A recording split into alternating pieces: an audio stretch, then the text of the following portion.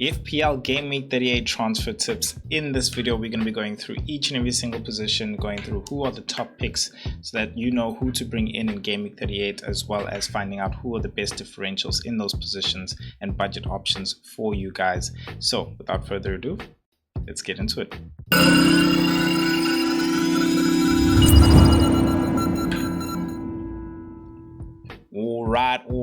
All right, guys, let us start with the strikers. So what I want to do in going through this format is I just want to go straight away into who I believe my top picks are for transfers, and then just touch on a couple of key players in those positions as well.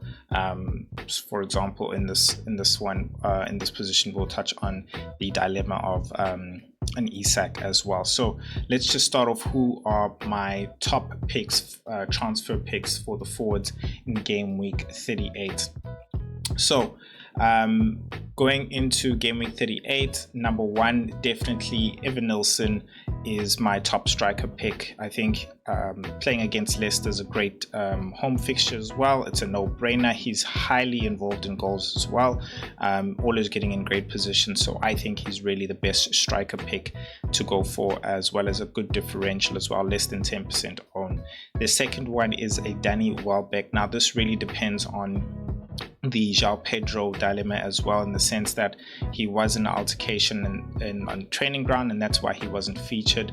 His ban is lifted off, but I think it's a great game against Tottenham for them there as well. So Danny Welbeck could be on penalties, so I think wait until you hear whether or not it's going to be him or João Pedro. We should have some leaks on the final day, but if you don't get any leaks, I think Danny Welbeck is the man.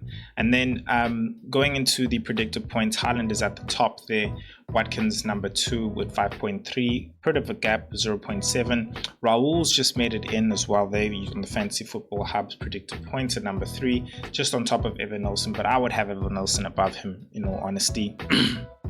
Although they do share the same, and then Wood right below him there. As you can see, there is no Cunha there. There is also no Isak. On the point of Isak, in my opinion, it's definitely a game of information. I think a lot of speculation on how really deciding to sort of sacrifice the Arsenal game so that he can have Isak ready for that final game, because they did only really need to win one more game just to make sure they qualify for the Champions League. So it's definitely a matter of waiting. But my thing is, do you want a not so 100% Isak against an Everton? And I say this because, yeah, Tarkowski's out, as well as O'Brien is out in the defense of Everton. And so that makes it a bit harder, much easier for Newcastle. But at the same time, it's easier for a 100% Isak, not necessarily easy for we don't necessarily know what percentage Isak is good at playing. So in my opinion, I would definitely just make the move out of safety. Now I know not a lot of us have the luxury of many transfers, so I guess it's team dependent. If you do have the luxury of a bit more transfers, I would make it definitely to what's going to be the popular pick in the strike force, Evanilson, especially if you're protecting. I think if you're going for it, then you definitely go for the differential. You go for the differential striker. In this point, I think Danny Welbeck or Brighton striker, quite frankly, is going to be the differential there. So that's my picks when it comes to the strikers. Now, just before we go on, I do want to remind you guys to make sure that if you're loving the content, please hit that subscribe button. I am here, have been here every week. I will be here trying to bring you guys a new transformation of the channel in pre-season as well, just to keep you a bit entertained, but we'll see. Other than that, guys, please hit that subscribe button if you do want to get that content as well. So let us move on to the midfield, the more juicy and meaty as well. We'll start off with my top picks Game week 38 top pick for me is Leandro Trossard, right above Martinelli. I believe he's had very good minutes in the past 7 games he's been starting, having over 80 minutes as well. He's in there in that 9 position as well as on the left wing, drifting in, high involvement as well, and been in good form as well for me. So he's a top pick there for me. And then number 2, definitely an Anton Semenyo over Justin Clifford, because of his minutes really. Clifford did have a good game. He did play a good couple of minutes, but Anton Semenyo's involvement as well as minutes for me just makes him more secure in terms of a pick and good differential. Then Jared Bowen is going to be the top transfer going into this game week 38. He finishes off my top picks for this game week 38. Is a bit of a differential around 15%, but for 17% right now ownership, but I think that's going to change once the end of this game week happens and the deadline closes. So there are your picks there in terms of differentials. I think Leandro Trossard is the best to go for. I think a lot of people are going to be leaning towards Bowen and Semenyo. So if you are looking for a differential, I say go for Leandro Trossard if you have the money. If you don't have the money and you want to go for a differential, I would then lean towards, again, a Brighton asset, and I think a Minte, who's been secure on that right wing there, is a great asset to go for in the Spurs game, who love to play a high line for life. I think he'll be getting in and behind the defense there a lot on the counter attacks and maybe even leading them, and so his goal involvement, I believe, in that type of a game will be high. So I think Minte is going to be a great asset for you in that game, and a great differential as well. I believe just above 5.0. Looking at the predicted points, Saka is 6.8 number top. They're right on top of Salah, even though they are equal. Martinelli coming in at number 3, much lower at 5.6 underneath, on top of Semenyo there, and Cole Palmer rounding it off here in this top 5. I think when it comes to your Aston Villa assets, a lot of people are asking, should we play them against Man United? And so I think if you have Aston Villa assets, definitely play them against Man United, regardless of what the outcome is. Of course, I would not play them ahead of assets such as, you know, a Semenyo, a Bowen. But other than that, definitely in terms of Saka, I might not be a favorite. I know a lot of people now are starting to reconsider or what's the situation. On my opinion, when it comes to Saka, and this is another reason why for me Trossard is a top pick, is because his minutes have been a lot more, what can I say, secure, in the sense that he's managed 83 minutes on average to play. Saka is really risky in the sense of there's nothing much to play now unless just for securing second place.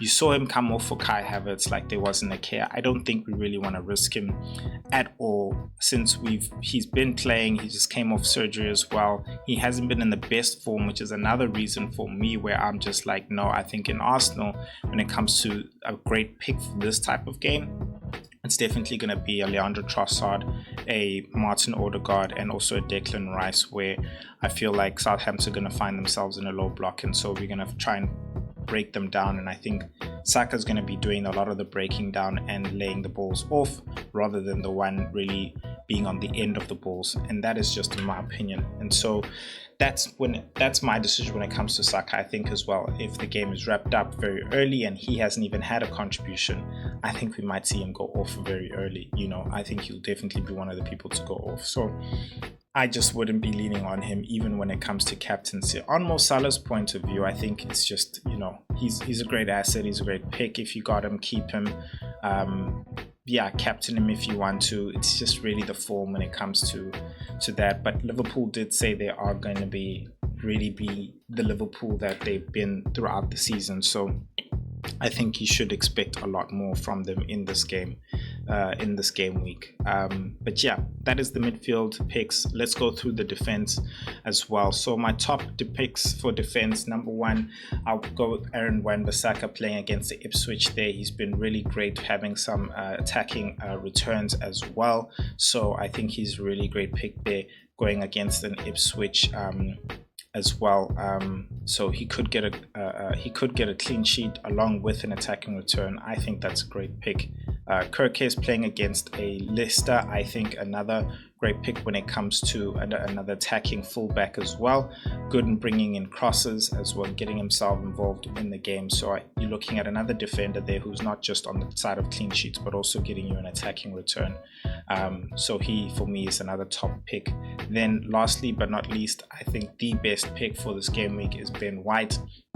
All picks that I've just mentioned are really low, literally low owned, and Ben White, with Timber out, confirmed going to be doing surgery as well, he is the best pick, 6.1. He is a much more expensive pick, but I think some of us don't have a problem right now when it comes to money. So in terms of cheaper picks, of course, Wan-Bissaka, and then you have your Kirkes, and then you have your Benjamin White there as your more expensive pick. And you can see on the predicted points, he is the highest, right above Kivior. Of course, Hoyson is in there, but he did get his 10th yellow card of the season, so I'm not sure if that means he is suspended. I'd have to check that, but guys, as well, check that. Do your homework. Virgil van Dijk didn't play, but I'm very sure he will be playing this last game at home as well for the season, alongside Konate there, rounding off the predicted points. I think it's very evident Arsenal has the best defensive fixture, but I don't think that by any means forget about the Bournemouth fixture as well as the West Ham. I think, of course, if you want to be a lot more secure and safe, then go for the Arsenal assets there, and I just gave you good budget options there as well. So that's it for me in the defense. I think on the topic of Trent, I do think he will play this game. That is just my opinion. That doesn't mean bring him in. I think, in my opinion, don't go for Trent. It's a nice love story. Again, you can wait until the final deadline and, here for any leaks. But the thing about the final days, there are a lot of trigger happy chappy false leaks, and so a leak really comes with its danger of being wrong, and that's really in the end of the day, it's your decision. You cannot blame the leak. You're the one waiting for something which is not even fair in the end of the day. So if you decide to go on a leak and it's actually wrong, sorry man, but when it comes to Trent, I just wouldn't go there. I would rather just stick to safer picks, being the end of the season, where you can't really make up on a bad decision. So that's it for me in the defense. Let us just go on to the keepers and make it quick there. But before we do, again, if you guys are still here loving the content, please, just reminding you guys, hit that subscribe button. It ain't hard, man. It ain't even hard. But you know what? Thank you for being here for so long as well. Let me get into the goalkeeper picks for you guys before we do the assistant managers. So quick, Kepa for me, number one pick when it comes to the goalkeeper picks for Game Week 38. Definitely got a great fixture. I think he's going to be on the end of some good saves there as well, getting some save points. So I think if you're looking for a goalkeeper pick, which not much are looking for, goalkeeper transfer, Kepa's a great one. But also another option for me is Nick Pope. I think they can grab a clean sheet there against Everton as well. And I think that he's a lot more, not a lot more, but he's a more expensive option there as opposed to Kepa. I've only picked two goalkeeper picks because a lot of us already have a David Raya. And I think Areola, of course, is also another great pick. So most of us, I think, if you're trying to pick between a David Raya and Areola this game week, it's a David Raya tie with Sells in terms of clean sheets. So the Arsenal defense is definitely going to be looking to actually get him his final clean sheet and hopefully put him on top, giving him the golden glove once again. Right, that is the goalkeepers. Let's move on to the assistant managers. Now, in assistant managers, there's a lot of teams that have bonus table points that they can actually get. But the issue this game week is not a lot of them really feel secure. So, for example, I think the one which is probably the best punty game that you can go for is at Glasner as a pick, playing against Liverpool, because I think it's going to be an all gun ho. Liverpool have been in bad form, but as I mentioned, even Arne Slot himself said he will be bringing back the old Liverpool that we know throughout the season, as they have been on holiday, but now they've been back, they've been training as well, whereas Crystal Palace is just coming off a good celebration. They did play a good game against Wolves, then again, it's Wolves. So I think maybe Glasner could even sneak something away there. It is at Anfield, and that's why I say I don't like it. I don't like any of them. Like, you literally have the Southampton against Arsenal. You got Moyes and the boys against Eddie Howe over there. You've got Amarin against Aston Villa. Like, none of them feel good, guys. So I would just say go safe this game week, because again, it's the last game week. Go for a Arteta if you've got the money. If you don't have the money, you can go a bit down and go to a Emery there as well. Sorry, all the time, cat. So yeah, that is it for me this game week, guys. Thank you so much, and clearly I've got a call I've got to get to. But let me know what you think in the comment section, if there's anybody I missed, if there's any questions that you have in terms of more differentials or a better budget option that you'd like, then let me know as well. I will see you guys in my team selection video there, where I'll focus more on my team and also give you the best captaincy option. So I'll see you guys. Peace.